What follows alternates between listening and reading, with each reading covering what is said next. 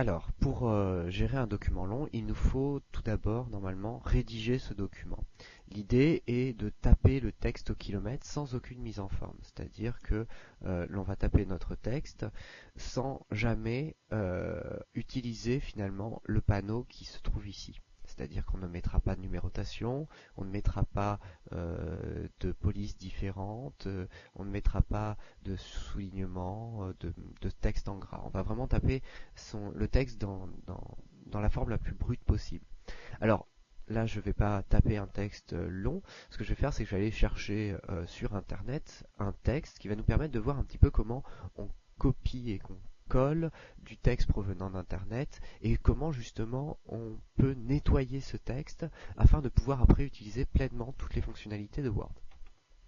Alors, aller sur Internet, on va lancer Mozilla Firefox ou Internet Explorer. Je vais faire un texte sur Word, vu que c'est notre logiciel. Donc je vais taper wiki espace Word. Wiki en fait est un système qui va me permettre surtout de trouver du contenu, hein. C'est un système normalement de publication où tous les utilisateurs peuvent contribuer à la rédaction d'une page sur un sujet.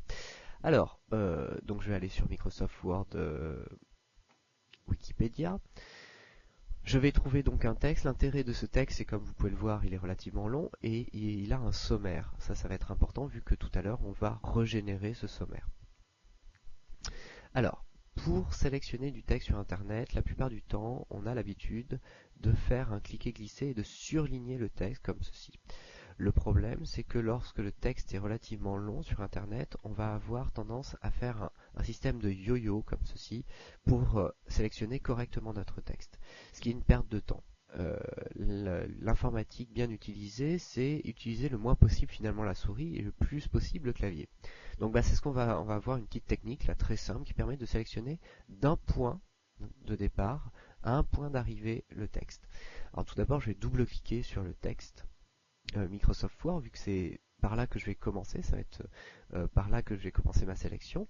Je viens descendre avec soit ma molette souris, soit ici le petit ascenseur. Je vais descendre tout en bas.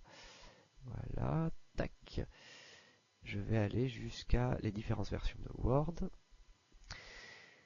Hop, voilà. Et je vais sélectionner jusqu'à cette partie-là. Donc pour ça, je maintiens la touche Shift du clavier appuyé. Alors la touche Shift, c'est celle qui est juste au-dessus de la touche CTRL, hein, ni plus ni moins. Et je viens cliquer ici derrière le texte. Voilà. Grâce à ce raccourci clavier, j'ai pu sélectionner précisément du début de mon paragraphe, du début de mon texte, jusqu'à là où j'ai cliqué, c'est-à-dire jusqu'à Microsoft Word pour OS 2 version 1.1b. Voilà.